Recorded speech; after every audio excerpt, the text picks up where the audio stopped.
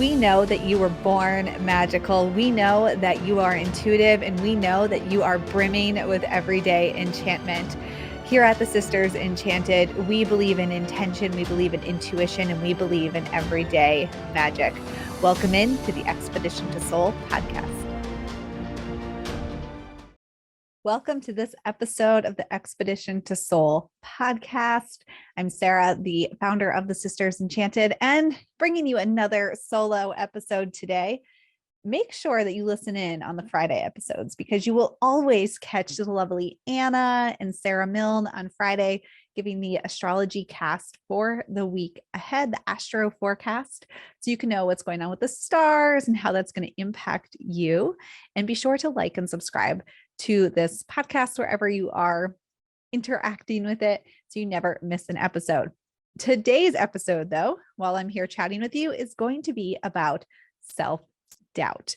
Now, recently in our Enchanted Journey membership program, which you should totally join, by the way, we held an event and I asked community members to share what it is that they were totally done with, no longer going to do.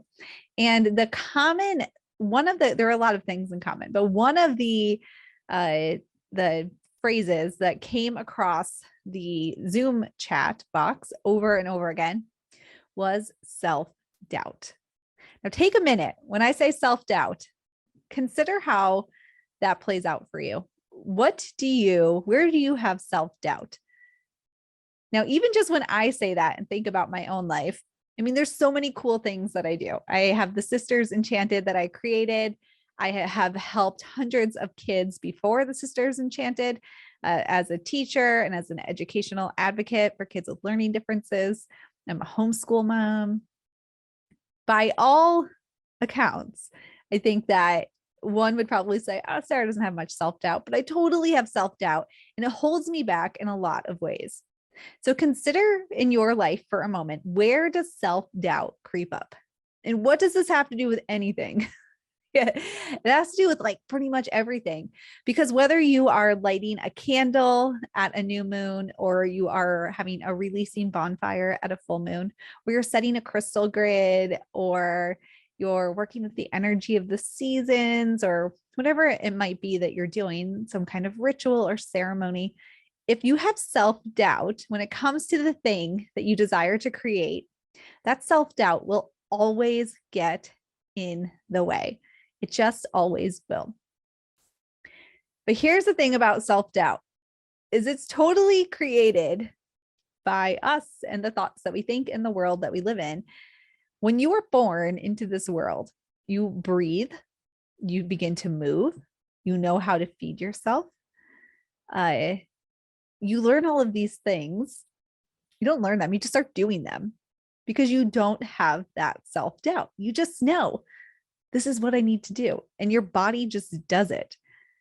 If you look at children, really young children, they will explore anything.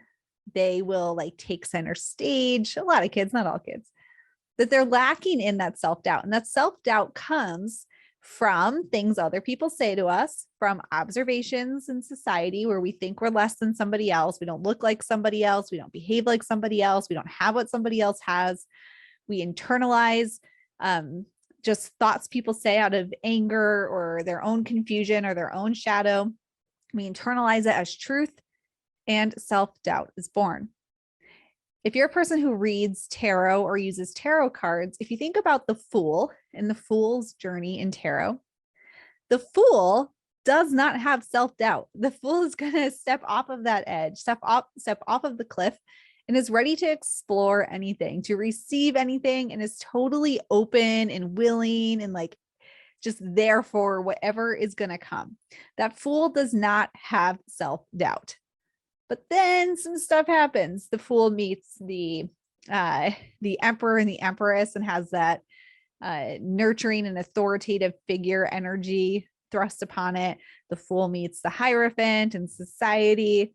And eventually the Fool has the devil, the Fool has the lovers, the Fool has the hanged man, the Fool experiences death, and all of these different elements of life that we all experience and has to go on the fool's journey.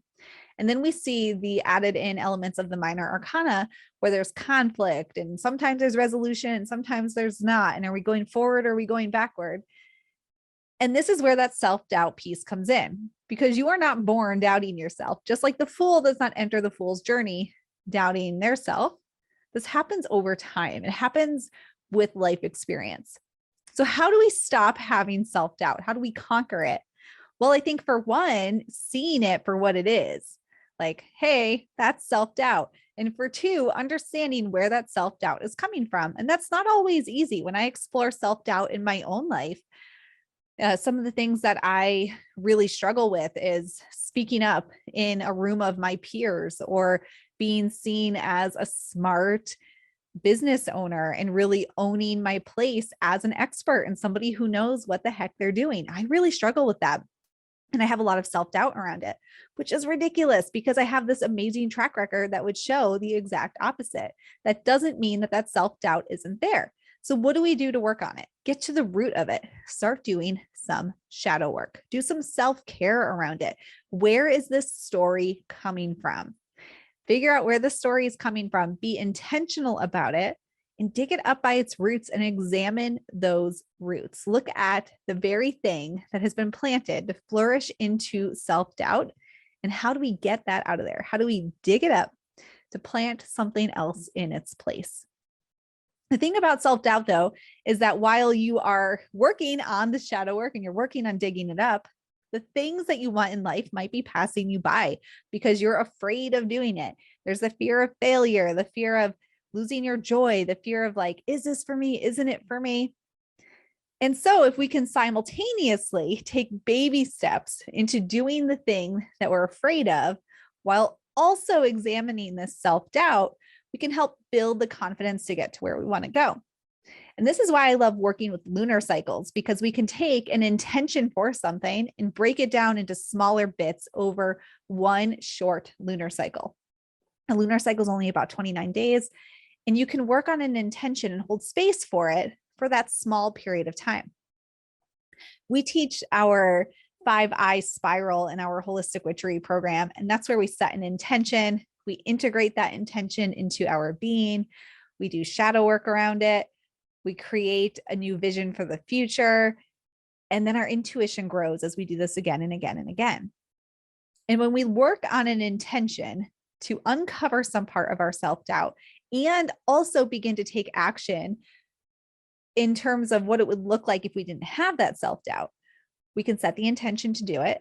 We actually spend a little bit of time taking the action, do that shadow work, and then bolster ourselves for the next time. And each time it gets easier and easier and easier.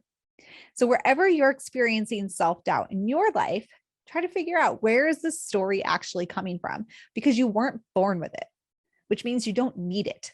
Like, you were born with a heart, right? You were born with various things that you need. You were not born thinking self-doubt thoughts about yourself. Those were acquired. And if they were acquired, you can also get rid of them.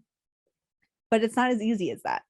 So figuring out where the stories come from, while also working with your own energetic rhythm, the rhythm of the seasons, the rhythm of the moon phases, to start to take baby step action on doing the damn thing anyway that you might be feeling doubtful of, or like not letting yourself do, to grow out of that self-doubt, because you can recognize it, but becoming the person who doesn't have that is a whole other story. And sometimes things just come with practice, like for me, being on camera, that took a lot of practice. I practiced it. I've been practicing it most days for 6 years, and now it's second nature. It wasn't always that way. The same with anything. Like, I was a teacher before this, and at first I had no idea what I was doing. I was very nervous in front of a classroom, very nervous talking to parents and administrators. It takes practice. And next thing you know, it's second nature. It's just what you do. And weeding that self-doubt out from our energy, from who we are, how we see ourselves, will take practice. So beginning to do the thing while also understanding and rooting up and digging up that self-doubt, I think, is powerful to do them in tandem. And then, of course, as I said, working with small bits. If you have self-doubt around accomplishing a goal or doing something in your life, or like being on your own or whatever it is, small steps. Do one small thing first. Build that confidence in yourself. Prove to yourself that you can do it, and slowly get that self-doubt out of there. How do you overcome self-doubt? With time, seeing it, lots of self-care, some shadow work, and doing one thing at a time. Because again, self-doubt is acquired. You're not born with it. That's acquired. And you can work on it. For some people, that will take longer than others, but it's totally doable. It's totally, totally doable. So come back to the question, where is self-doubt showing up in your life, and what is it doing for you? Where is it holding you back? What is it keeping you from? And what do you stand to lose? Think back to our inner spark a couple episodes ago. What do you stand to lose if you stay in self-doubt and don't grow out of it? Use your tools, use your tarot and your candles and your crystals to support you in this, but you got to do the work, because you are your own most powerful, energetic, and magical tool. You and nobody else. So look at yourself as the magician that you are. All my tarot references today, and start working on that self-doubt. And once you've done it, you're going to feel amazing. And then you'll find something else though that creeps up as self-doubt, and then you'll work on that. But you'll get better and better at it each and every time. All right, friends, short episode for you today. If we can help you with anything at all, be sure to check out our website, thesistersenchanted.com. We have tons of resources.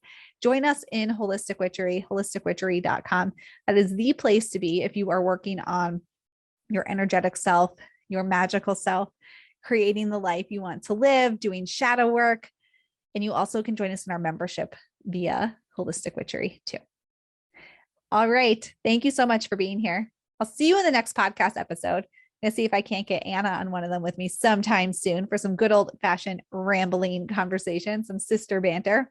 But until next time, I hope that you have a magical day ahead, and best wishes for you on your expedition to soul this day and every day. Bye. If you liked this episode of the Expedition to Soul podcast, please rate, review, subscribe. If you're listening on Apple Podcasts, it will really help us spread everyday magic, intention, and intuition to the masses, and helps us so much as a small business.